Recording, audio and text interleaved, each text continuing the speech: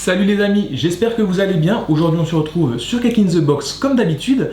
Nous allons réaliser aujourd'hui une recette de Noël. Noël approchant à grands pas, c'est dans 24 jours maintenant. Et nous allons réaliser des décors en chocolat, que ce soit chocolat blanc, chocolat au lait ou chocolat noir, que vous pourrez ensuite disposer sur vos bûches de Noël, vos entremets de Noël, enfin tous les gâteaux de Noël possibles. Dans cette vidéo, nous allons réaliser une courbe de tempérage pour du chocolat au lait pour ma part, mais bien sûr, je vous mettrai la courbe de tempérage pour du chocolat noir et du chocolat blanc si vous avez envie d'en faire. Avant que la vidéo commence, n'hésite pas à t'abonner en cliquant juste ici, à laisser un petit pouce bleu juste en bas de la vidéo et activer la cloche des notifications pour être notifié à chaque fois que je sors une nouvelle vidéo. Sur ce, bonne vidéo. La première étape de cette vidéo est de prendre beaucoup de chocolat. Donc comme je vous l'ai dit précédemment, vous pouvez prendre très bien du chocolat au lait, du chocolat blanc ou du chocolat noir. La seule différence, c'est la courbe de température qui changera, mais ça je vous l'afficherai un petit peu plus tard. Dans un premier temps, on va venir faire fondre nos pistoles de chocolat entre 45 et 50 degrés pour ensuite pouvoir la faire redescendre à 29 degrés et ensuite remonter à 30 degrés. Pendant ce temps-là, je vais préparer mes moules à chocolat. Pour ma part, j'ai des moules comme ça, donc des boules de Noël, des chaussures de Noël, des chapeaux de Noël, des petits pères Noël, ainsi que des reines de Noël et un sapin de Noël. Un sapin de Noël 3D qu'on va pouvoir venir monter ensuite. Et puis un petit bonhomme de neige et un petit sapin.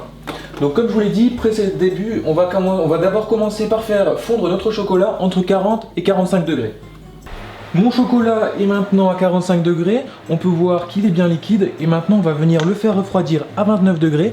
Donc pour le faire refroidir, il y a deux possibilités. Soit on peut tabler le chocolat directement sur le plan de travail, mais ça fait quand même pas mal de crasse. Ou alors on peut venir mettre dans le fond de l'évier de l'eau très froide et on va venir plonger le cul de poule dedans et remuer. Attention à cette méthode, il ne faut pas mettre une goutte d'eau dans le chocolat, sinon il va tout de suite cristalliser et figer. Donc pour ma part, je vais le tremper dans un évier pour que ça aille plus vite et je vais bien remuer tout en faisant attention à ne pas mettre 2 gouttes d'eau dedans. Donc jusqu'à 29 degrés. Et par la même occasion, je vais vous mettre ici, là, la courbe de température pour le chocolat blanc et le chocolat noir. Une fois mon chocolat redescendu à 29 degrés, je vais maintenant venir le faire remonter à 30 degrés, environ 30-31 degrés. Donc pour cette étape, il faut faire attention car ça remonte très vite. Pour ma part, je remue tout en prenant la température avec une sonde laser. Bon, si vous n'avez pas de sonde laser, vous pouvez très bien utiliser une sonde à piquer, comme pour prendre la température des viandes, ça fonctionnera aussi très bien. J'ai oublié de vous préciser que si vous n'avez pas de pistole de chocolat, vous pouvez très bien utiliser des tablettes de chocolat que vous trouvez dans les grandes surfaces, ça fera parfaitement l'affaire. Donc là, je remonte mon chocolat à 30-31 degrés et ensuite, on va venir garnir nos moules à chocolat. Mon chocolat est remonté à 29-30 degrés. On va maintenant se munir d'une louche et d'une spatule, enfin d'un racloir, et on va venir commencer par remplir les pièces en chocolat qui seront les plus volumineuses, c'est-à-dire pour ma part les sapins de Noël. Pour ce faire, je vais venir prendre avec ma louche du chocolat que je vais venir disposer dans le moule. C'est pas gênant si le chocolat déborde sur le côté, de toute façon on va le racler après. Donc là j'en dispose dans mes 2 sapins de Noël et dans l'étoile. Et je vais venir l'étaler à l'aide d'une petite spatule. Donc avec une petite spatule, je viens bien étaler dans tous les coins. Normalement, pour faire du chocolat, il faut taper ensuite sur le bord du moule pour que toutes les bulles d'air s'en aillent. Mais bon, avec un moule en silicone, c'est un peu compliqué, donc je vais pas le faire, sinon je risque d'en mettre partout. Mais avec le moule en plastique, en polycarbonate, je vais venir le faire. Après, donc là voilà, si j'aurais voulu faire des chocolats fourrés, j'aurais retourné complètement et raclé, j'aurais mis mon insert et ensuite j'aurais remis une couche de chocolat. Pour cette fois, ce n'est pas le cas, nous allons réaliser des chocolats pleins qu'on viendra ensuite mettre sur nos bûches. Donc là, j'ai bien mis mon chocolat partout. À l'aide de mon racloir, je vais venir racler et tout remettre dans le cul de poule.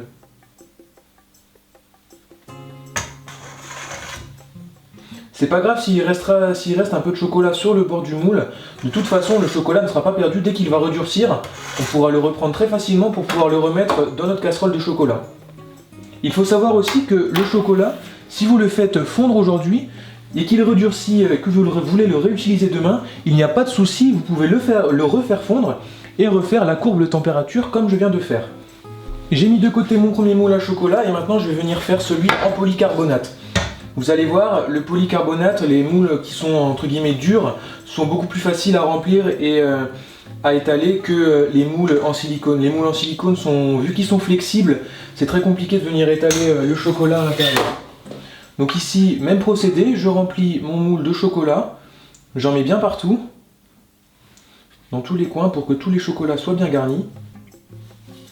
Et ensuite, je vais venir faire exactement la même chose qu'avant, à une seule différence près, c'est que vu que c'est un moule en polycarbonate, je vais pouvoir venir taper sur le côté pour enlever toutes les bulles d'air à l'intérieur du chocolat pour qu'il n'y ait pas de bulles d'air dans vos chocolats. Donc je prends ma plaque qui est encore bien chargée et je viens taper comme ça sur les côtés. Et là on peut voir que toutes les bulles d'air sont en train de remonter. Une fois cette étape réalisée, je viens comme tout à l'heure avec le racloir racler mon moule. Et là on a un moule parfait. On va maintenant passer au petit moule sapin de Noël et puis bonhomme de neige. Pour cela on va rester au-dessus du cul de poule, cela sera plus simple pour éviter d'en mettre partout. On le remplit jusqu'en haut et on vient taper pour faire descendre tout le chocolat. Donc on va faire la même chose avec les deux moules. Donc l'avantage de ces moules là, c'est que c'est très facile à démouler et puis comme vous le voyez, on n'en met pas partout quand on veut faire le chocolat. Pareil, on tapote pour enlever les bulles d'air, voilà. Et maintenant on va venir faire les derniers, ceux-là, donc les petits rennes. Pour les petits rennes, même procédé que les autres. Bon, ceux-là sont en plastique, donc il sera peut-être un petit peu plus difficile de racler. Mais bon, ça devrait quand même aller. On va faire par la même occasion les petits renards qu'il y a dessus, on va tous les faire comme ça. Ce ne sera jamais perdu. De toute façon, si vous avez des décors que vous ne voulez plus ou que vous voulez réutiliser le chocolat, pardon, vous pouvez très bien le refaire fondre, comme je vous l'ai dit, ça, il n'y a pas de souci. Donc ceux-là, tapoter, ça va être un petit peu compliqué, mais c'est pas gênant. On va racler. Voilà. Et on va venir réserver.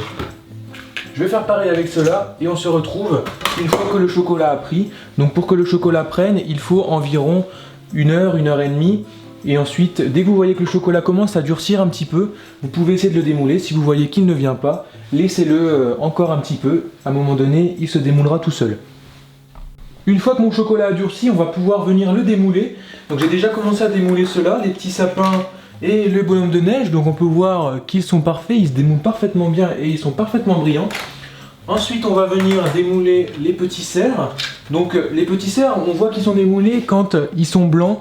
Derrière, normalement, ils sont couleur chocolat. Là, on peut voir qu'ils sont blancs, ça veut dire que le chocolat a fini d'adhérer au moule. Donc pour ce faire, on va venir pousser délicatement derrière. Et hop, voilà, le petit chocolat se démoule tout simplement. Je vais faire de même avec tous mes moules, tous mes petits chocolats. Et on va se retrouver juste après. Voilà, une fois démoulé, le résultat de tous mes chocolats. Donc on peut voir le sapin de Noël. Ici c'est un sapin de Noël que j'avais déjà réalisé. Donc c'est un sapin de Noël au chocolat blanc où je suis venu mettre du colorant jaune pour la petite étoile et du colorant vert pour faire le sapin. Celui-là est vraiment très réaliste. Et j'ai aussi mis des petites paillettes. Je sais pas si on peut les voir à la caméra. J'ai mis des petites paillettes pour qu'ils brillent. Donc voilà, on peut aussi, si vous avez envie, mettre sur les petits chocolats des paillettes pour qu'ils brillent, ou bien même le décorer comme vous voulez avec du colorant. Après, c'est vraiment libre d'imagination. Voilà les amis, la vidéo pour les chocolats de Noël est déjà terminée. J'espère qu'elle vous a plu. Si elle vous a plu, n'hésitez pas à laisser un gros pouce bleu, à vous abonner en bas, juste en dessous, et à laisser un commentaire juste en bas dans l'espace commentaire. Activez la cloche de notification pour ne rater aucune de mes nouvelles vidéos, car là, les fêtes de Noël approchent. Je vais bientôt sortir une recette de bûche de Noël. Donc vous allez pouvoir la découvrir, recette de bûche de Noël 2019. Je ne vous dis pas encore à quoi elle sera, vous verrez bien par vous-même. Et moi, je vous dis à bientôt pour une prochaine vidéo. Salut!